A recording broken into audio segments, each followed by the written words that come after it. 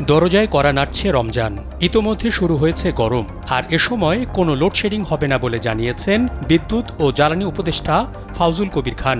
তিনি বলেন, এসির তাপমাত্রা 25 ডিগ্রির নিচে নামানো যাবে না। গরমে কেন স্যুট পরতে হবে? স্যুট পরে এসির তাপমাত্রা কম রাখার প্রবণতা থেকে বের হতে হবে। গরমে অফিস আদালতে স্যুট পরে শীতাতপ নিয়ন্ত্রিত যন্ত্রের তাপমাত্রা কমিয়ে রাখার প্রবণতা থেকে বের হয়ে আসার পরামর্শ দিয়েছেন তিনি। রাজধানীতে এক অনুষ্ঠানে তিনি একথা বলেন। ইনফ্রাস্ট্রাকচার ডেভেলপমেন্ট কোম্পানি লিমিটেড ব্যর্থ প্রতিষ্ঠানে পরিণত হয়েছে উল্লেখ করে ফাউজুল কবির খান বলেন, এর লোকজন কাজ না করে ঢাকায় বসে সভা সেমিনার নিয়ে ব্যস্ত।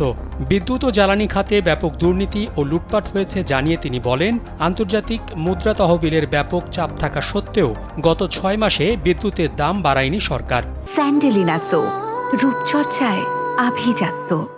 বিদ্যুৎ ও জ্বালানি খাতে 42,000 কোটি টাকা ভর্তুকি দিতে হচ্ছে সরকারকে। গ্রাহকরা প্রতি ইউনিট বিদ্যুতের জন্য সরকারকে দেয় 8 টাকা 90 পয়সা, অথচ সরকার কেনে 12 টাকায়। ভবিষ্যতে যারা নতুন করে লাইনের গ্যাস চাইবে তাদের বাড়তি দাম দিতে হবে বলে জানান জ্বালানি উপদেষ্টা। তিনি বলেন, 70 টাকায় গ্যাস কিনে সরকার কম দামে দিতে পারবে।